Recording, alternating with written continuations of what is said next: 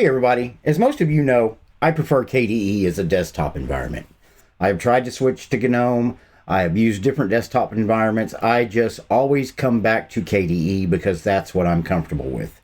But there are people out there that don't like desktop environments in general. They just use window managers. Now, having said that, there are some people that want to run a light system, but do want a desktop environment that's not real heavy, it's really easy to use, and they want an operating system that is stable and very solid. That's what we're looking at today. So let me zip on over here to Firefox. We'll go full screen, and we're going to be looking at the newest release of Amarok Linux. Now, this is a Brazilian distribution. It's based on Debian, and it comes in two different desktop environments. They kind of come down here and explain some of their differences. They say that Amarok Linux is for everyone.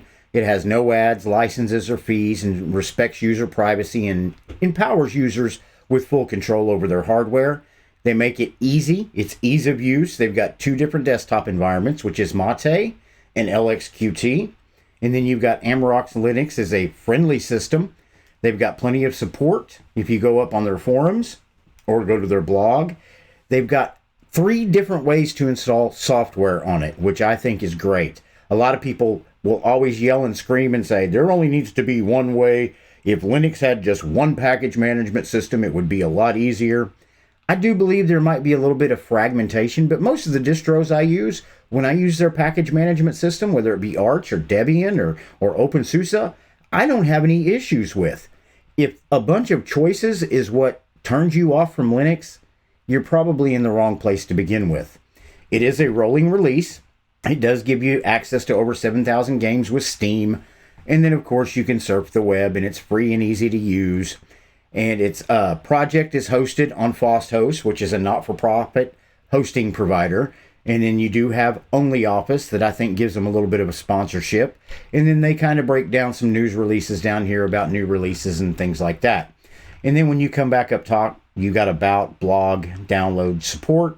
You got your forum. They're on Telegram. And then, of course, they do have a wiki. And then different photos, videos. And then, of course, if you like what you see with this operating system, you can always donate to help the developers out. Now, what we're going to do real quick is I'm going to zip on over to the desktop. And if you download Amarok Linux, throw it on a USB or open it up in virtual machine or boxes, this is the screen you're met with. I like the background. It's just plain simple, a little bit of color. And we are taking a look at the LXQt version today. I wanted to take a look at the lighter version because Mate's been covered over and over and over again. I just like to bring attention to other things out there that give you options in the Linux community. It also has the XFWM window manager, which is the window manager that's utilized in XFCE. So you've got the LXQt desktop environment and then the XFWM window manager. Now, you do have one single panel down here on the bottom. It's real simple. You've got power, time, sound. You've got clipboard, Bluetooth, internet, and then package update indicator. And then over on the left, you actually have their software center. I'm going to go ahead and open their software center up, let it populate. And when it populates, this is what it looks like. I'm going to go ahead and maximize that so it's easier for you to see. And it's real simple. Doesn't have a lot of flashy animations. It's just straight and to the point.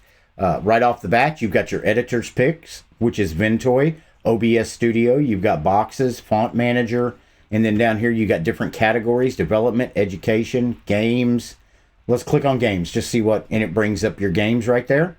And then you could go back over here, and then you've got a lot of different things down here. There's Rocket Chat. Let's click on that, and it lets you know some information, show you some screenshots, gives you reviews down here, and then of course you can install it from over here. So let's back up. Same thing with OBS Studio. You could go over here. You could click on install and it would go ahead and install it for you. Now I'm going to back up one more time. But like you can see right here, it's just quick and to the point.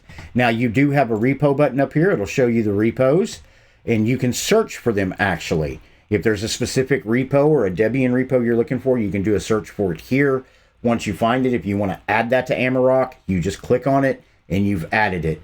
That's just a quick way to do simple things in Linux that a lot of people have to jump through hoops to do. Now, sometimes you got to, cut and paste different repos and put them in the terminal or do this and that and the other. With Amarok, they just make it easy right here. You can search for a specific repo. Once you find it, click on it, and you can add it to the system.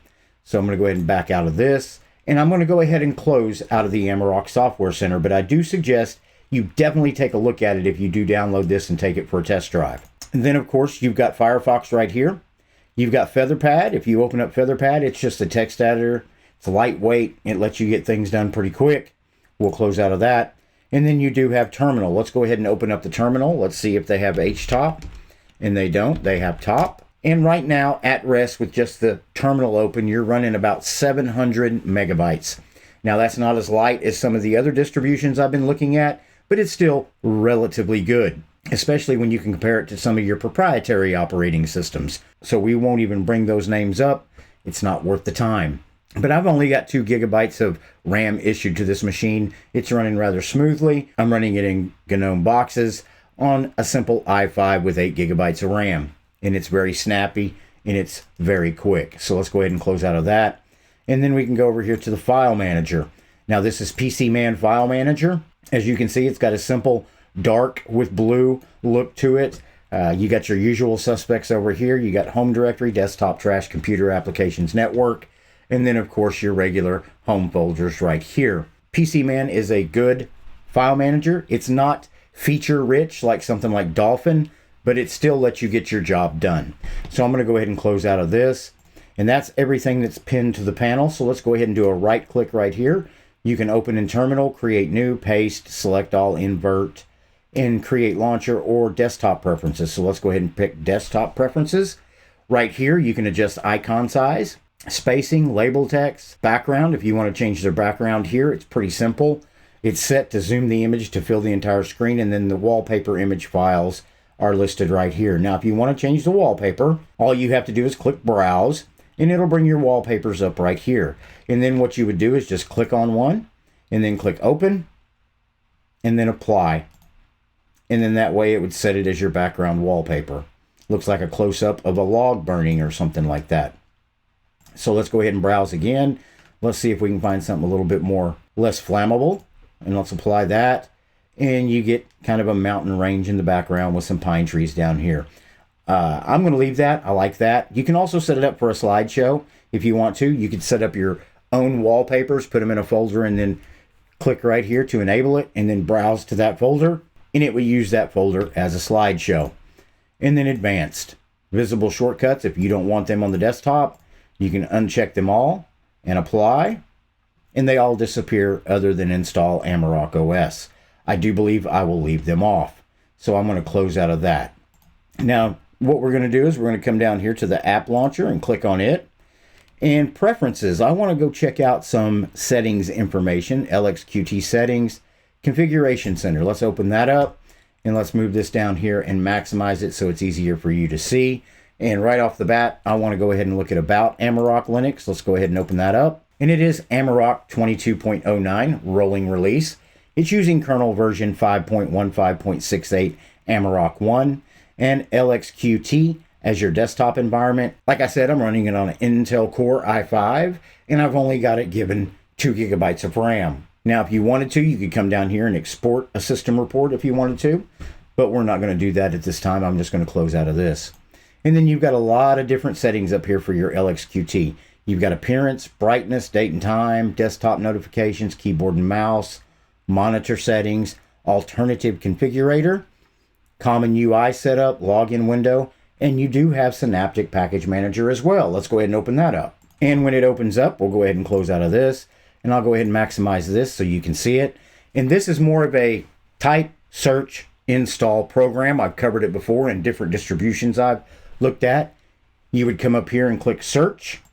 And if you wanted to search a specific application, something like Kdenlive, you could do that. Hit enter to do the search. And it would bring Kdenlive up here. So all you would want to do is click on that, mark it for installation. And then down here, it will tell you all the other dependencies that would need to be installed to use it. You mark those as well, and you're good to go. All you would have to do is click apply, and it would install that application. Now, what you can do is you've got that one selected. You could go over here. You could do a search for something like OBS Studio. Go ahead and look it up. It'll bring it up here. Go ahead and click on it to apply, mark it. It would tell you the dependencies, mark those as well. And now you've got OBS and Kdenlive selected. As you come up here, it'll show that those are selected. It'll show that OBS is selected.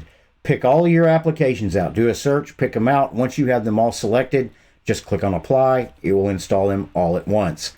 It makes things pretty easy, makes things pretty simple, and it's pretty straightforward. So I'm going to go ahead and close out of Synaptic, and I'm going to quit. And Window Manager, Workspaces, Firewall Configuration, KDE System Settings. If you wanted to open that up, you could double click on that, and it gives you some appearance choices you can make here on your workspace, and then search, and then of course your settings. You can set proxy, connection preferences, cookies, window shares, and things like that. So I'm going to go ahead and close out of that and out of that. Now we come back down to the app menu. You go up to accessories. You've got Archive Manager, Feather Notes, PC Man, games, graphics. You get GIMP out of the box. You don't have to download it. Image Magic, Internet. You got Firefox, Telegram, Desktop, Thunderbird, Qubit Torrent for your torrents. OnlyOffice is the Office editor of choice. And then you've got other packages. Here's another way to install software on your system. What you can do right here is, let's make that big. You can come down here and do searches from here as well. So let's say you wanted to look up something like Shotcut. I don't know if it will be available. Video editor, Shotcut's right there. You could pick Shotcut, click on it right there, and then you could apply the changes and it would install from right there. So you've got 3 different ways to install software on this operating system. I think more choice makes things easier. So I'm going to go ahead and close out of that. Let's come back down to the app menu. You've got sound and video, Hypnotics, VLC media player, Pulse audio volume control. Then your system tools, package updater, QTerminal, system profiler. You do have time shifts, so that way you can make snapshots of your operating system. So that way, should you run into something major, you can go back and refresh from a previous snapshot and not miss a beat. And then preferences, LXQt settings we already looked at, firewall configurator, software center, welcome screen, window manager, XFCE terminal, about LXQt, and then leave and lock screen. So that was really just a quick look at the LXQt version of Amarok Linux. It is a really nice operating system. It's based on Debian, so it's solid. It's on a long-term support kernel, so you're not going to have to worry about that. You've got plenty of ways to get the applications that you use and enjoy. It's not as flashy as KDE, but then again, it doesn't look like Enlightenment either. I had a lot of people the other day say that Enlightenment just wasn't for them. It didn't look the way they wanted it to look. It looked a little dated to them. So you can slip on over to something like Amarok Linux with the LXQt desktop environment.